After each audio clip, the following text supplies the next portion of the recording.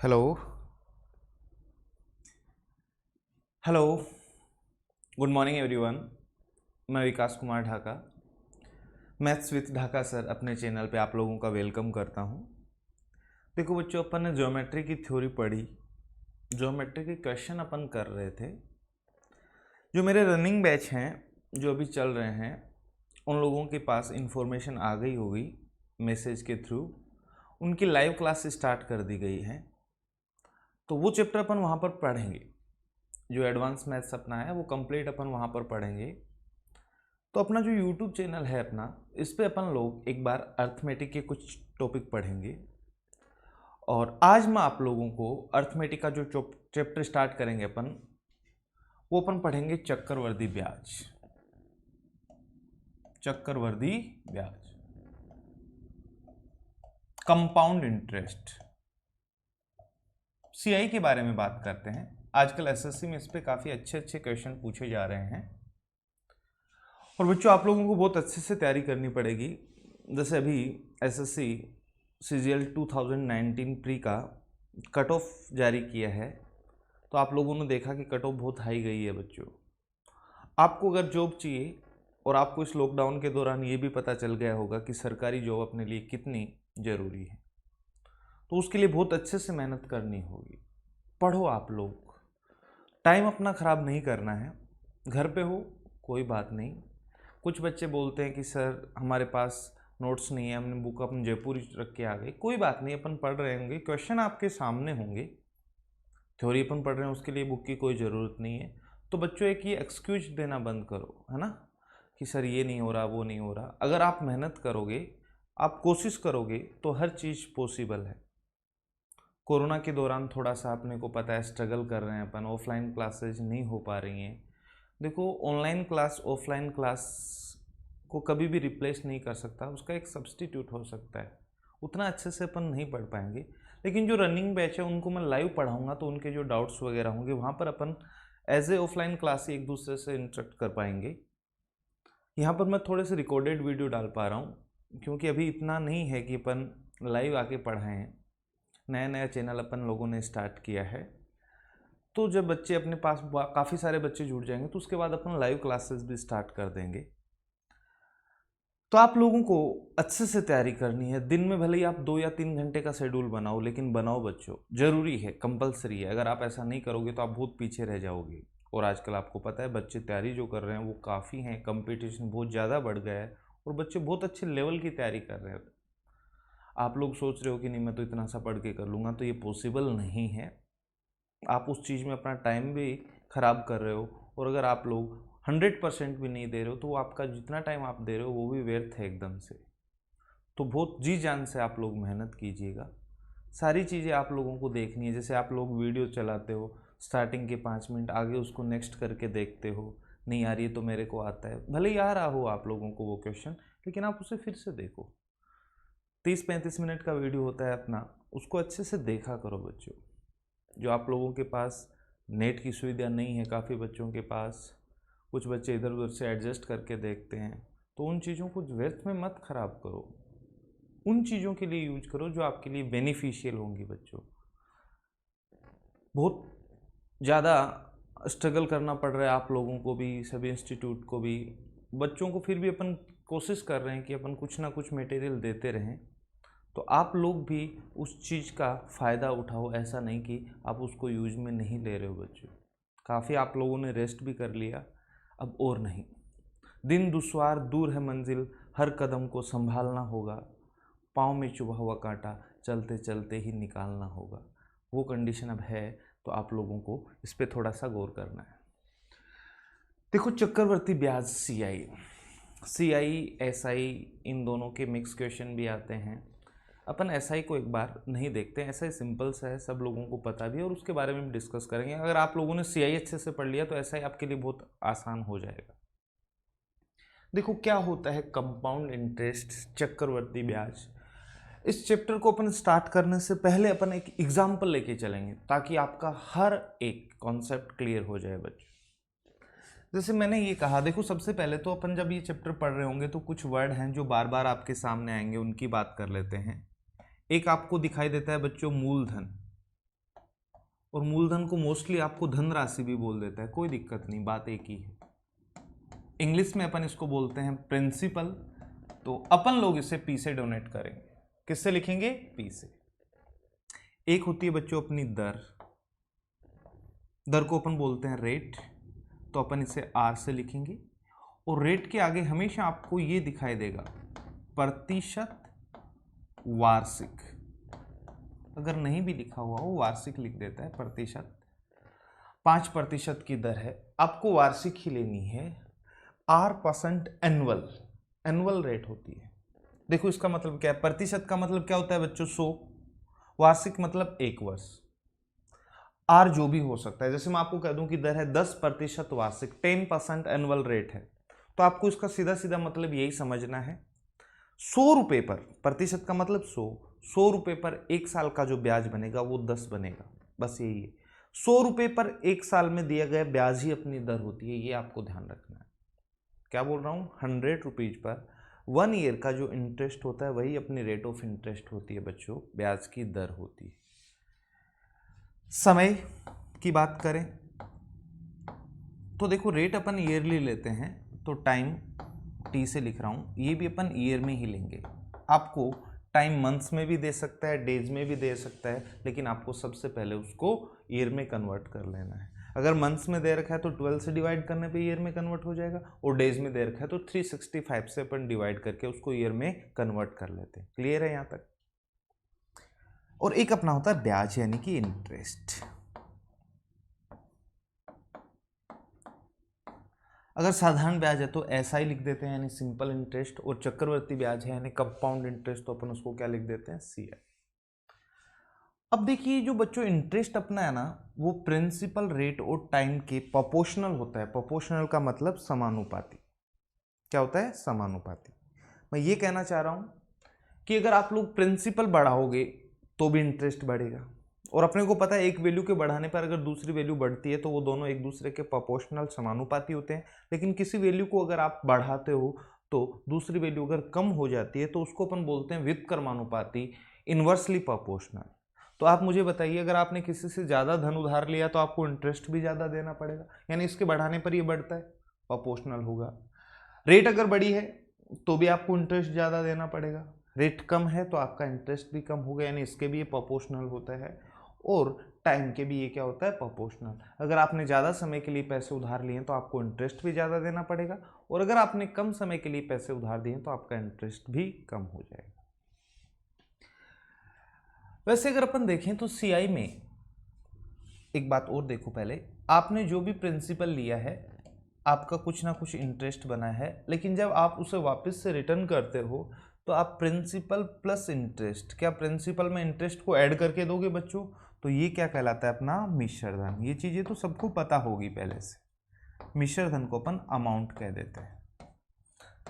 Principal plus interest, भले ही वो simple interest हो या कंपाउंड इंटरेस्ट। प्रिंसिपल यानी इंटरेस्ट के बारे में आपसे पूछो क्या है इंटरेस्ट, तो आप ये भी बोल सकते हो कि सर अमाउंट और प्रिंसिपल के बीच का जो डिफरेंस होता है वही इंटरेस्ट होता है। अमाउंट माइनस प्रिंसिपल, इन दोनों के बीच का डिफरेंस ही क्या होता है? इंटरेस्ट होता है। CI में अमाउंट निकालने का जो अपना फॉर्मूला होगा बच्चों, वो होता है प्रिंसिपल 1 प्लस R/100 की power T। P principal, A amount, R rate है, और T क्या है? टाइम। लेकिन मुझे तो क्या चाहिए? CI चाहिए। क्या चाहिए? CI। तो CI निकालने के लिए क्या अपन अमाउंट में से, अमाउंट की जगह मैं ये लिख सकता हूं, ये अपना अमाउंट आया है, अमाउंट में से आप प्रिंसिपल को माइनस कर दीजिएगा। ये क्या निकालने का? CI निकालने का फॉर्मूला निकल के आ जाता है अपना। देखो इस फॉर्मूले को अपन थोड़ा सा कन्वर्ट करते हैं। देखो बच्चों R% कोई भी रेट है, इसका मतलब R/100, और R/100 को मैं 1/x लिख सकता हूँ। ये प्रतिशत में आप लोगों ने पढ़ा होगा, किसी भी वैल्यू में अगर आपको परसेंट का साइन दिखाई देता है उसको फ्रैक्शन में कन्वर्ट करना है, भिन्न में, तो अपन उसको 100 से डिवाइड कर देते हैं। 100 पे R जो हर में वैल्यू है, डिनोमिनेटर है वो एक्चुअल वैल्यू है, और न्यूमिनेटर अंश में जो वैल्यू है वो उसका इतना परसेंट निकालने पे अपना आंसर आता है। तो r/100 की जगह मैं 1/x लिख सकता हूँ और p को मैं इधर लेके आ रहा हूँ, तो इधर आ जाएगा अपने पास a/p 1 + 1/x, x एलसीएम आएगा तो ऊपर आ जाएगा x + 1, आप 1 + x भी लिख सकते हो, एक ही बात की पावर t। ये अपने को थोड़ा सा ध्यान रख लेना है, इसी चीज को आपको बार बार सोल्व नहीं करना पड़ेगा। आगे अपन क्वेश्चन करेंगे तो अपन इस फॉर्मूले को यूज में लेंगे, थोड़ा सा ध्यान रख लेना बच्चों। x 1/x क्या है, उस रेट का भिन्न फ्रैक्शन है बच्चों, 100 से भाग देने पर जो भी, जैसे 10% का भिन्न होता है 1/10, तो ऊपर तो 1 है, x की वैल्यू 10 ले लेंगे अपन, समझ पा रहे हो। तो इस तरीके से अपन ध्यान रखना, यानी क्या करना है ब्रैकेट के अंदर, ध्यान से सुनो, उस रेट का फ्रैक्शन बनाना, हर को तो एज इट इज लिख देना और ऊपर आपको अंश प्लस हर लिखना है, ये बता रहा हूं मैं। न्यूमिनेटर और डिनोमिनेटर को ऐड करके ऊपर लिखना है और डिनोमिनेटर को अपने को एज इट इज नीचे लिख देना है। ये वाला फॉर्मूला अपन मोस्टली यूज करते हैं। देखो अगर आप इस क्वेश्चंस को इन फॉर्मूलों से करते हो तो कभी कभी आपकी कैलकुलेशन काफ़ी बड़ी हो जाती है, तो अपन सीआई निकालने के बहुत सारे तरीके पढ़ेंगे, लेकिन सबसे पहले अपन देखेंगे कि क्या है सीआई, कंपाउंड इंटरेस्ट क्या है, एसआई और सीआई में क्या सिमिलरिटीज हैं, क्या डिफरेंसेज हैं, उनकी बात करते हैं। तो मान लीजिए आप लोगों ने किसी से 1000 रुपए उधार लिए, एक सिंपल सा एग्जांपल लेके चल रहा हूं मैं, ये आपका क्या है, प्रिंसिपल है। आपके लिए जो रेट ऑफ इंटरेस्ट है वो है बच्चों 10%, और मान लीजिए टाइम ड्यूरेशन अपना कितना है, 3 इयर्स। कितना है, 3 इयर्स। एक बार अपन बात करेंगे सिंपल इंटरेस्ट की और एक बार बात करते हैं अपन कंपाउंड इंटरेस्ट की। फर्स्ट ईयर, सेकेंड ईयर और थर्ड ईयर, तीनों साल की अलग अलग बात करते हैं। देखो साधारण ब्याज में क्या होता है बच्चों, हर साल प्रिंसिपल पे ही ब्याज लगता है, जो भी प्रिंसिपल है जितनी रेट है उतना परसेंट निकालते चलो, हर साल उतना ही आएगा। जैसे मैं ये बताना चाह रहा हूँ, एसआई की बात कर रहे हैं, एक बार पहली साल 1000 का 10% ब्याज बन जाएगा, तो बताओ बच्चों 1000 का मैं 10% निकालूंगा तो क्या 100 रुपये आ जाएगा, एक साल का ब्याज कितना, 100। सेकेंड ईयर की बात करेंगे तो वापस प्रिंसिपल का ही 10% निकालेंगे, तो अपने को पता है 1000 का 10% निकाला था, अभी अपन ने 100 आया था, तो यहाँ पर भी 100, और थर्ड ईयर भी 1000 का ही 10%, 100। मेरा कहने का मतलब ये है कि साधारण ब्याज आप कितने भी वर्ष के लिए साधारण ब्याज पे आप कोई धनराशि उधार ले लीजिए, जो ब्याज पहले साल का होगा वही दूसरे का होगा, वही तीसरे का होगा, वही लास्ट ईयर का होगा, हर साल साधारण ब्याज बराबर रहता है। तो कभी भी आपको मैं ये कह दूं कि 5 साल का ब्याज 200 रुपये है तो एक साल का कितना होगा, आप डिवाइड कर सकते हो, क्योंकि हर साल बराबर 40 रुपये होगा। आप ये बिल्कुल कह सकते हो अगर एसआई की रेट है तो, सिंपल इंटरेस्ट की रेट है तो। अगर देखें अपन यहां से इन सबको ऐड करें तो क्या 3 साल का टोटल साधारण ब्याज अपने पास बच्चों 300 रुपये आया, आंसर हो जाएगा। अब बात करते हैं अपन कंपाउंड इंटरेस्ट की। अगर आपने 1000 रुपये 10% एनुअल रेट से 3 इयर्स के लिए किसी से उधार लिए हैं और बच्चों सीआई पे अगर लिए हैं, कंपाउंड इंटरेस्ट की रेट पे लिए हैं, तो देखो क्या करना होता है। फर्स्ट ईयर अपने को 1000 पे 10% ब्याज देना पड़ता है, 1000 का 10% 100। तो यहां से एक चीज तो अपन ने ये देख ली कि जो फर्स्ट ईयर है, पहली साल है, उसका एसआई और सीआई दोनों बराबर ही आए। जो साधारण ब्याज था वही क्या है, चक्रवर्ती ब्याज। पहली साल का सीआई भी उतना ही होगा और एसआई भी उतना ही होगा। लेकिन देखो एक चीज हमेशा याद रखना, ये एक साल का साधारण ब्याज और चक्रवर्ती ब्याज तभी बराबर होते हैं जब सीआई की कंडीशन दे रखी हो वार्षिक संयोजित, ये ध्यान रखना। अब ये क्या है ये आगे अपन पढ़ेंगे तो मैं आपको अच्छे से एक्सप्लेन करूंगा। इंग्लिश में अपन इसको कहते हैं कि ईयरली कंपाउंड किया जाए।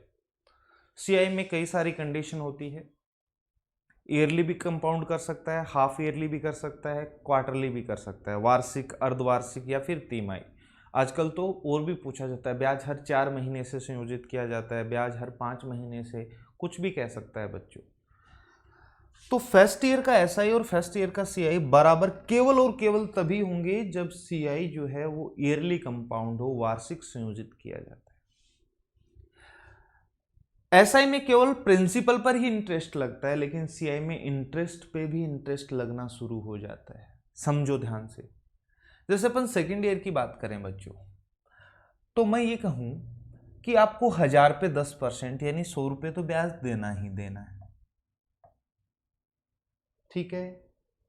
लेकिन पहले साल का जो आपका 100 रुपये ब्याज बन गया उसका भी 10% ब्याज लगेगा अगले साल, तो इस बार 100 का 10% निकालोगे तो 10 आ जाएगा, वो जोड़ दो। यानी कि आप कह सकते हो सर 110 रुपये बन गया दूसरी साल का सीआई। सेकेंड ईयर का कंपाउंड इंटरेस्ट कितना आ गया बच्चों? 110। लेकिन ऐसा ही तो 100 ही था, वो तो बराबर रहता है। तो क्या इस बार अंतर आ गया? तो सेकेंड ईयर से डिफरेंस आना स्टार्ट हो जाता है, और जैसे जैसे आगे बढ़ोगे ये डिफरेंस और भी बड़ा होता जाएगा, देखना आप। तो या तो आप अलग अलग निकाल लीजिए, या देखो आप लोग, एक साल बाद अगर आपको लौटाना होता तो कितना अमाउंट देते? तो आप कहते कि सर 1000 रुपये प्रिंसिपल था, 100 रुपये मेरा ब्याज बन गया, मैं अगले को 1100 रुपये दे देता, 1100 अपन उसको पे कर देते, लेकिन आपने नहीं दिया। तो ये एक साल बाद का जो अमाउंट है 1100 रुपये, सीआई में नेक्स्ट ईयर के लिए ये प्रिंसिपल का काम करने लग जाता है, ये कह सकते हो आप।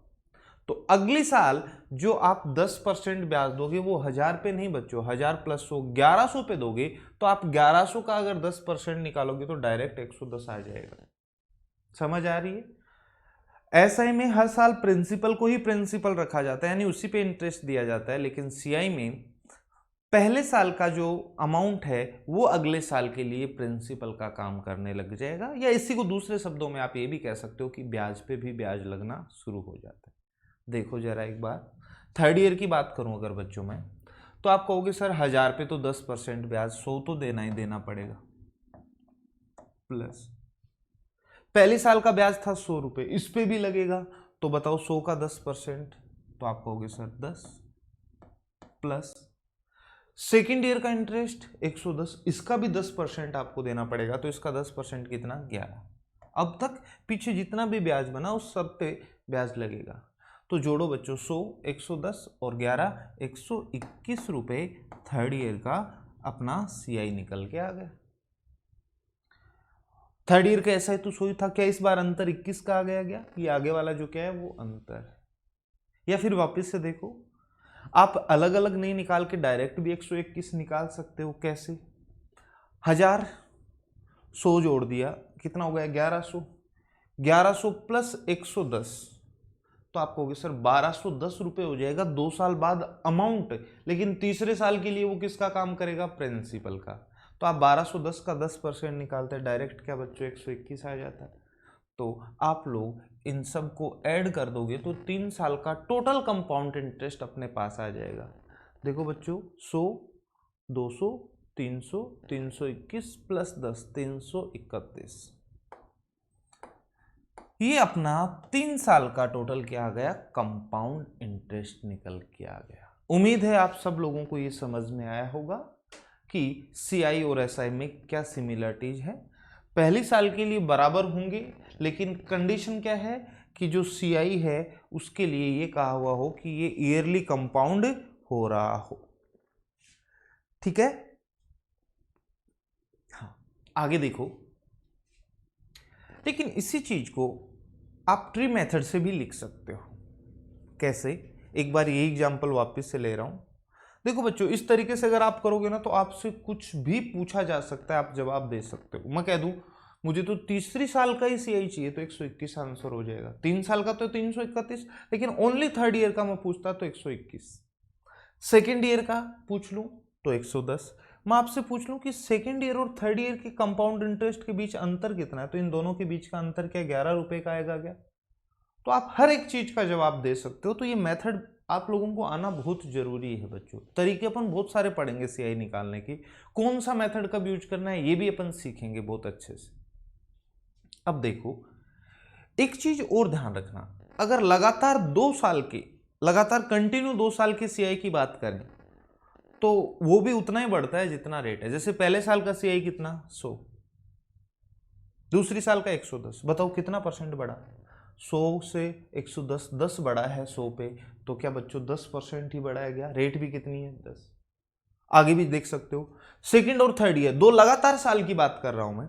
110 था और यहाँ 121, बढ़ा कितना 11, कितने पे 110 पे, 11 बट्टा 110 गुना 100 करो 10%। मैं ये बताना चाह रहा हूं अमाउंट भी 10% बढ़ेगा, और अगर हर इंडिविजुअल ईयर की अपन सीआई की बात करें तो वो भी 10%, जितनी रेट है उतना ही बढ़ता है। जैसे एक छोटा सा क्वेश्चन यहाँ पर मैं आपके लिए बना दूं, जैसे मैं आपको ये कह दूं, ध्यान से, मैं पूरी लैंग्वेज नहीं लिख रहा बच्चों, और ऐसे क्वेश्चन आते हैं बीच में से पूछा जाता है आप लोगों को आजकल, सीधा सीधा कोई नहीं पूछेगा आपसे। मैं ये कह दूं कि किसी धनराशि पर कोई एक अपने पास सम है, प्रिंसिपल है, उस पर कंटिन्यू लगातार 2 साल का सीआई क्रमशः 225 और 237.5 रुपए। क्वेश्चन में लैंग्वेज बोल रहा हूं, लिखी नहीं है मैंने, कि किसी धनराशि पर किसी निश्चित दर से लगातार 2 साल का जो चक्रवर्ती ब्याज है वो क्रमशः है रिस्पेक्टिवली 225 और 237.5 है। दर बताओ। तो अभी मैंने आपको बताया, देखो कितना बढ़ा है, कितना परसेंट बढ़ा है, वही रेट होती है। लगातार 2 साल है तो आप कहोगे सर 225 से 237.5, क्या बच्चों यहाँ पर 12.5 रुपये बढ़ गए क्या? लेकिन ये 12.5 किस पे बढ़ा है? 225 पे। तो 12.5 बढ़ा है कितने पे? 225 पे गुना 100, कितना परसेंट बढ़ा है, वही अपनी रेट होगी। देखो 25 से काटते तो 9 बार, लेकिन ये 18 बार कट जाएगा, 18 टाइम्स। फिर 2 से काट दो 9 और 2 से काट दो 50, 50 को जब 9 से भाग दोगे तो 5/9%, ये अपनी रेट ऑफ इंटरेस्ट आ जाएगी इस क्वेश्चन में। समझ आई बात? तो इस तरीके से आपसे बीच से भी क्वेश्चन पूछे जा सकते हैं। हर एक चीज को ध्यान से पढ़ना। आप लोग अगर सीआई यहां पर अच्छे से पढ़ लोगे, सीआई का कोई भी क्वेश्चन आ जाए आप उसे छोड़ के नहीं आओगे। अपन इंस्टॉलमेंट वाले क्वेश्चन को भी कई तरीके से पढ़ेंगे। इंस्टॉलमेंट के क्वेश्चन भी आजकल एग्जाम में बहुत पूछे जाते हैं। तो हर एक चीज को ध्यान से देखो बच्चों। अब मेरे को नहीं लगता कि यहाँ पर मुझे रिवाइज करने की जरूरत होगी, क्योंकि आपके पास वीडियो है। जो भी चीज आपको थोड़ा कम समझ आती है आप वापस से पीछे जाके उसको वापस से प्ले करो, एज इट इज आपको मिलेगा, है ना। दोबारा तो मैं रिपीट करूंगा तो हो सकता है 1-2 चीज कम बोल दूं, लेकिन आपके पास तो एज इट इज आएगा। तो जो भी चीज नहीं समझ आए वीडियो को वापस पीछे करो और फिर आप लोग इसे देखो।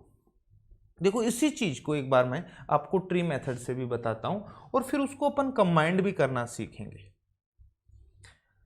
ध्यान दो, मैं आपसे ये कहूं, प्रिंसिपल अपना कितना था?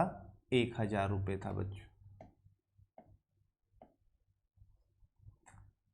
10% रेट है और 3 साल का टाइम था।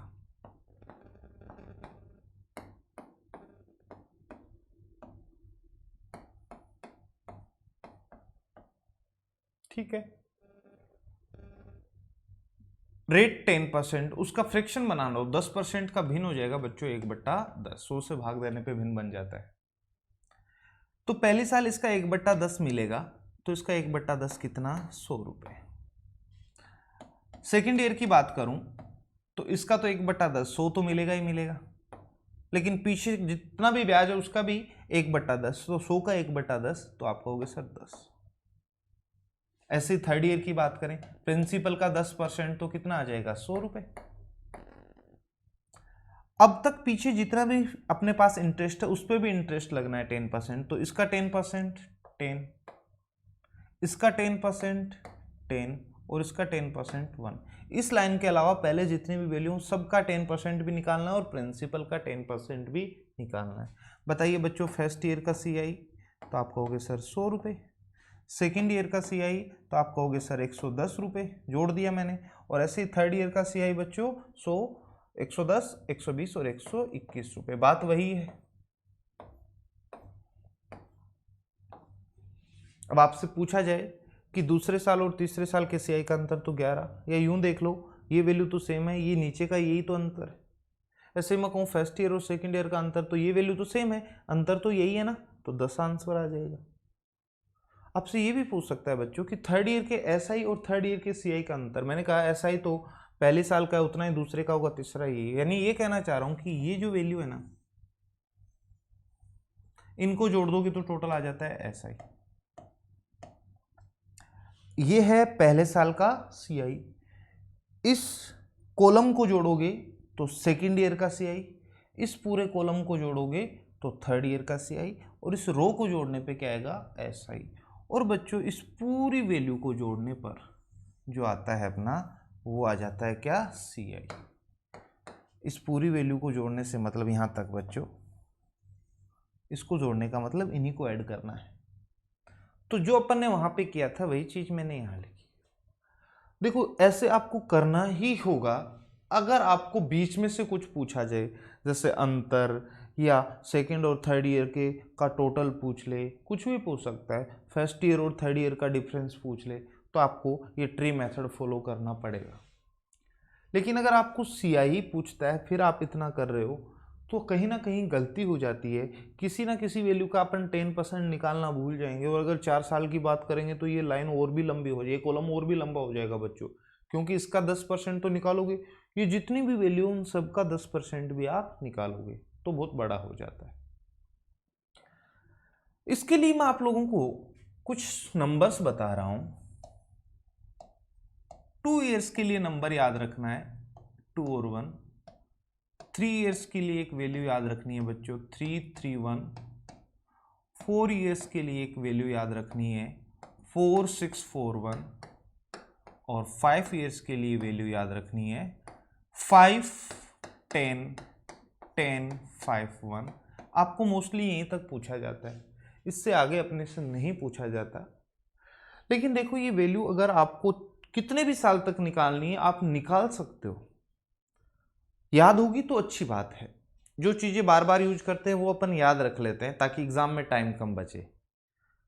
रटना नहीं है, उनको भी समझना है। वैसे एक्चुअल में ये वैल्यू कहाँ से आती है, एक अपनी बाइनोमियल थ्योरम होती है उससे आती है बच्चों। कम परमुटेशन कॉम्बिनेशन में आप जब कॉम्बिनेशन पढ़ते हो ना, 2C0 2C1 3C0 3C1 3C2 ऐसे, वो वहां से निकल के आती है ये।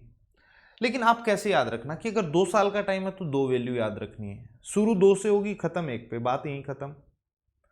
3 साल के लिए 3 वैल्यू याद रखनी है, लेकिन 3 से स्टार्ट करना है 1 से खत्म। 3 से स्टार्ट किया 1 पे खत्म, लेकिन एक वैल्यू अपने पास बीच में ये भी तो रहेगी। ये कहां से आई, ये इन दोनों का सम है बच्चों, और कुछ नहीं, 2 + 1। ऐसे याद रख सकते हो आप, याद रखने का एक तरीका बता रहा हूं। अगर 4 ईयर के लिए वैल्यू की बात करें तो 4 से शुरू करना है 1 पे खत्म, 4 से शुरू किया 1 पे खत्म, लेकिन बीच में 2 वैल्यू अभी भी है अपने पास। ये 2 वैल्यू कहां से आई, 3 + 3 6 और 3 + 1 4।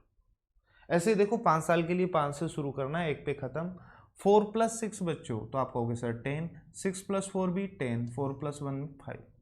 एक बार निकाल लेते हैं, क्या 6 साल के लिए आप निकाल सकते हो?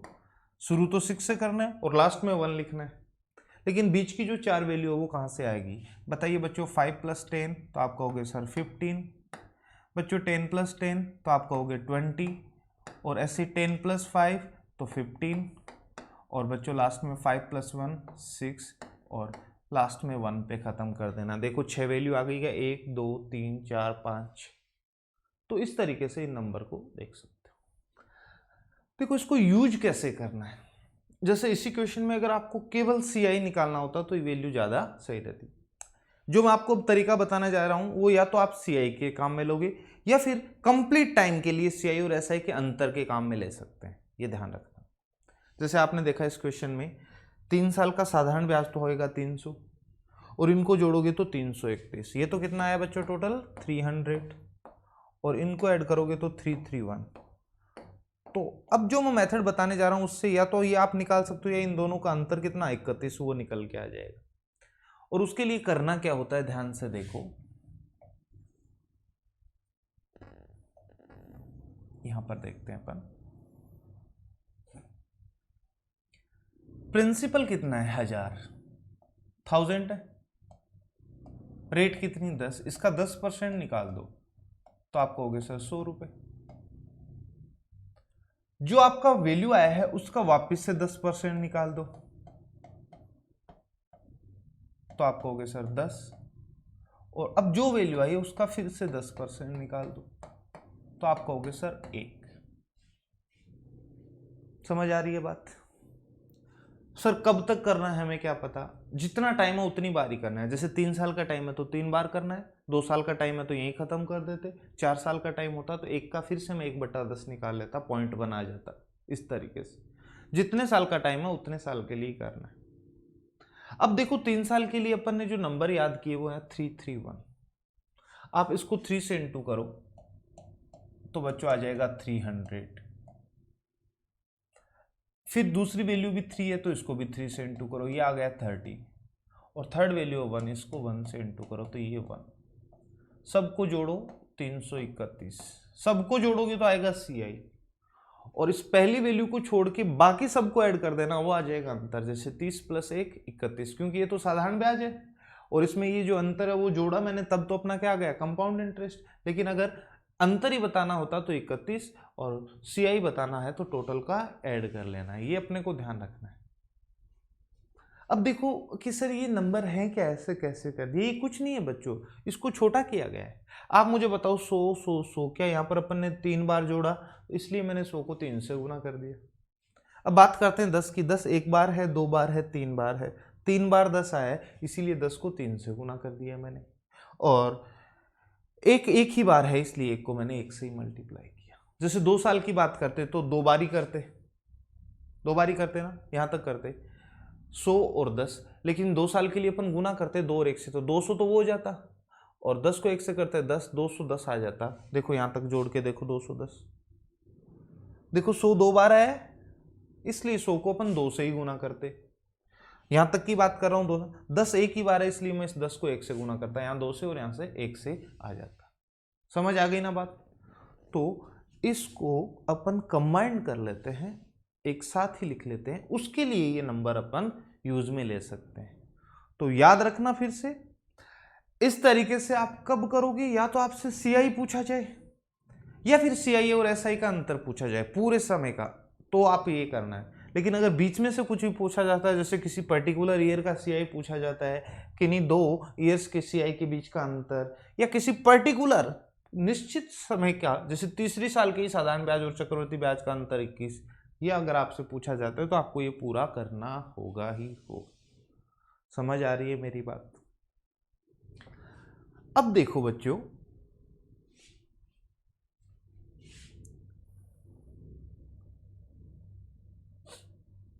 एक चीज और ध्यान रखना,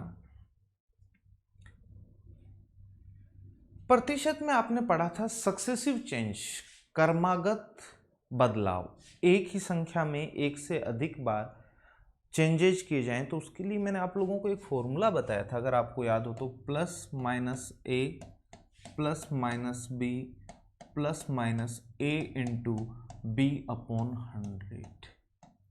ये कैसे आता है, ये अपन परसेंटेज में पढ़ते भी हैं। यहाँ पर मैंने आप लोगों को अभी परसेंटेज नहीं पढ़ाया है, तो जब अपन ये चैप्टर पढ़ेंगे तब मैं आपको एक्सप्लेन करूंगा। ये कब यूज करना है, जब एक ही वैल्यू में कई बार चेंजेज किए जाएं, या तो बढ़ा सकता है या फिर घटा देगा फिर बढ़ा देगा, इस तरीके से सक्सेसिव चेंजेज किए जाएं, क्रमागत परिवर्तन किए जाएं। वर्दी भी हो सकती है, कमी भी, इंक्रीज भी कर सकता है, डिक्रीज। प्लस का साइन मतलब वर्दी है और माइनस का साइन कमी, तो 2 पे ही लगाते हैं ये। अगर 3 बार चेंज हुआ तो फिर उसको कैसे यूज करते हैं वो मैं आपको बताऊंगा। वर्दी है पहली बार तो प्लस, कमी है तो माइनस, सेकेंड टाइम वर्दी है तो प्लस, कमी है तो माइनस। लेकिन ये प्लस माइनस जो है ना, ये डिपेंड करेगा बच्चों इन दोनों पे, क्योंकि यहां पर मैंने A और B को गुना किया है। अपने को पता है 2 सेम साइन वाली वैल्यू को इनटू करने पे हमेशा प्लस आएगा, और 2 ऑपोजिट साइन वाली वैल्यू को गुना करने पे नेगेटिव। जैसे प्लस प्लस को गुना करोगे प्लस, माइनस माइनस को गुना करोगे तो भी प्लस, प्लस माइनस को गुना करोगे तो माइनस।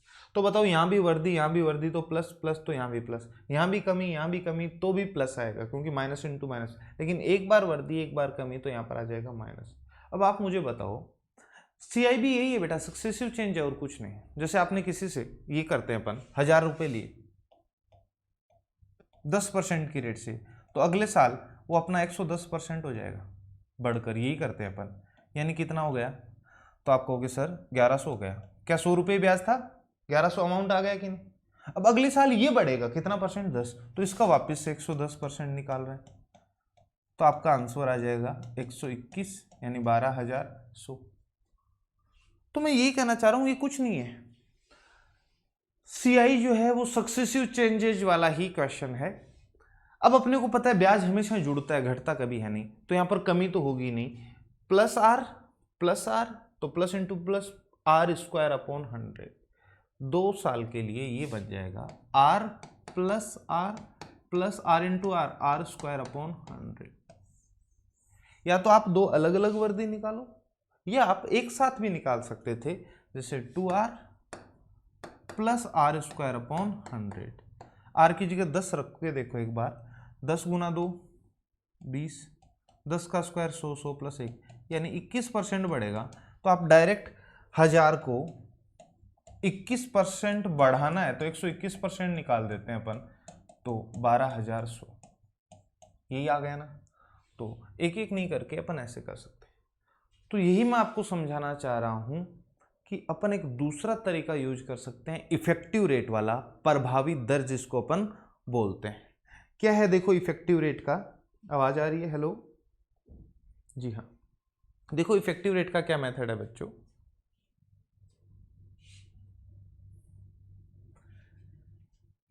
कभी भी आपको क्वेश्चन में जो दर मिलेगी वो मिलेगी बच्चों हमेशा वार्षिक, ईयरली मिलेगी, जो भी है, जैसे R%। एक बार अपन कंप्लीट टाइम की बात करते हैं, टाइम फ्रैक्शन में भी आ सकता है, कोई बड़ी भारी बात है नहीं। जैसे मैं आपको ये कह दूं कि समय 2 वर्ष है, डेढ़ भी आ सकता है 1 से 3/4, लेकिन उसकी अपन बाद में बात करेंगे, यहीं से काम बन जाएगा अपना। लेकिन एक बार ये सीखते हैं, या 3 साल है, 4 साल, ऐसे कुछ भी हो सकता है। रेट कुछ भी है, एक बार कंप्लीट ही ले रहा हूं मैं, बाद में अपन बात कर लेंगे फ्रैक्शन में भी। 1%, 2%, 3%, 4, 5, ऐसे ही लास्ट मैंने लिख दिया 10।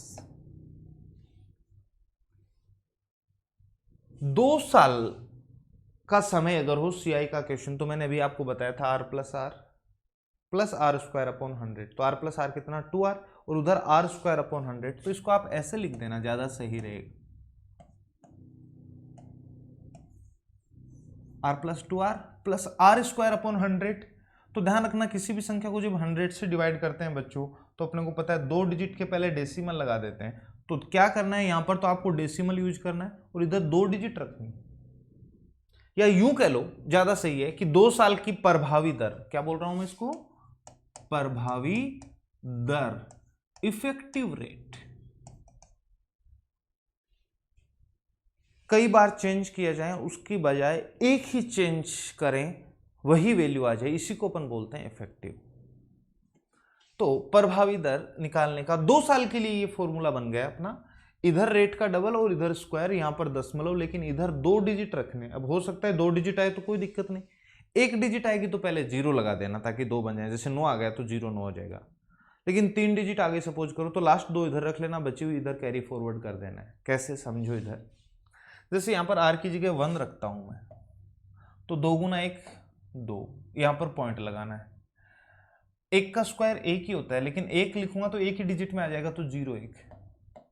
मैं ये बताना चाह रहा हूं कि आपको कभी भी कोई भी प्रिंसिपल दे रखा हो, आपको रेट 1% दे दूं 2 साल का, सीआई अगर पूछता हूं तो आपको पहले इफेक्टिव रेट बना लेनी।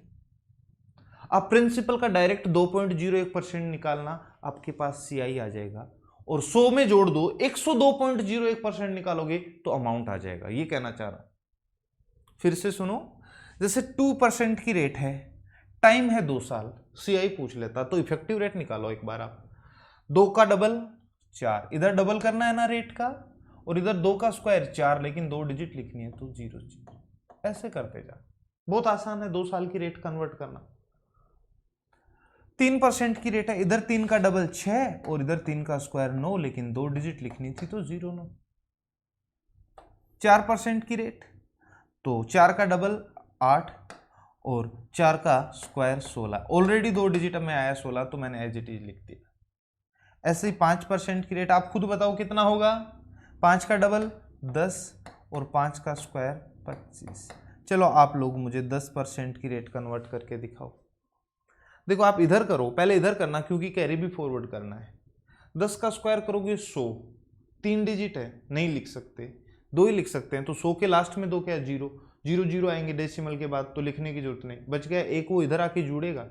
लेकिन 10 का डबल करोगे 20 और 1 21, तो ये रेट बन जाएगी 21%। ऐसे कितना भी निकाल सकते हो, जैसे मान लो 15% आ जाए, कितना आ जाए 15, ओरली करते हैं बिना पेन चलाए। 15 का स्क्वायर इधर सर, डेसिमल के इधर, 15 का स्क्वायर 225, लास्ट की 2 डिजिट 25 इधर आ गया, डेसिमल 25 के पहले, कैरी कितनी है 2, 15 का डबल 30, जो 2 जोड़ दो 32.25, ये लो प्रिंसिपल का डायरेक्ट 32.25% निकाल देंगे, एक ही स्टेप में अपना CI आ जाएगा।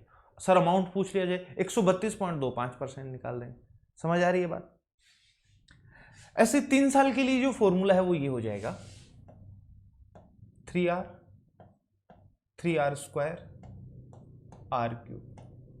सर रटने पड़ेंगे, कोई ज़रूरत नहीं है, 4 साल का भी लिख रहा हूँ एक बार, देखो खुद समझ आ जाएगा आपको मैं ये लिख के आ रहा हूँ। 4r 6r स्क्वायर 4r³ और r⁴ 4, ये 4 ईयर के लिए।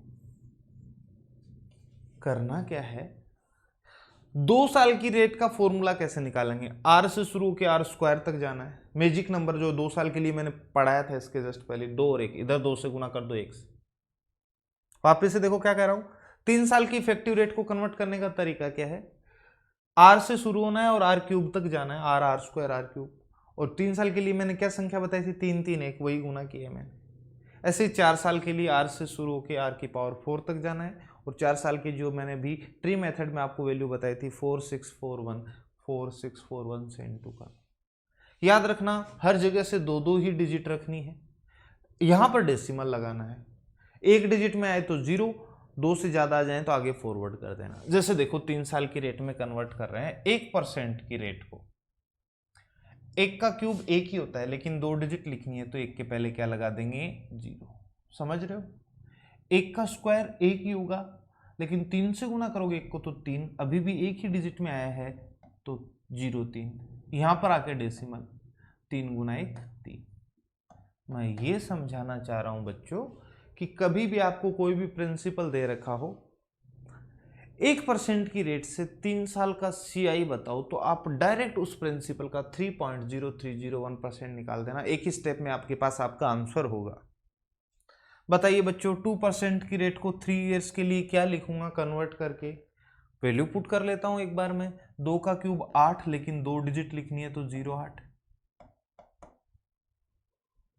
2 का स्क्वायर 4, लेकिन 4 को 3 से गुना भी करना है तो 12, और 2 गुना 3 कितना 6। ऐसे 3% की रेट को अपन लिखेंगे 9.2727। देखो कैसे, 3 का क्यूब 27, 2 ही डिजिट है, 3 का स्क्वायर 9, लो को 3 से गुना करो फिर 27, पॉइंट लगा दिया, 3 गुना 3। ऐसे बच्चों 4% की रेट होती है 12.4864। देखो एक बार, 4 का क्यूब 64, 2 ही डिजिट है, 4 का स्क्वायर 16, 16 गुना 3 48, 2 डिजिट, और 4 गुना 3 कितना 12। 5% की रेट को लिखते हैं 15.7625। देखते हैं कैसे आया, 5 का क्यूब 125, 3 डिजिट में गया, लास्ट 2 डिजिट 25 लिख दी मैंने, एक हासिल है, 25 लिख दिया, एक हासिल है। 5 का स्क्वायर 25, 25 को 3 से गुना करो 75, लेकिन एक जोड़ोगे तो 76, 2 ही डिजिट में आया तो पूरा लिख दिया, और 5 गुना 3 15। समझ आ रही है ना बात।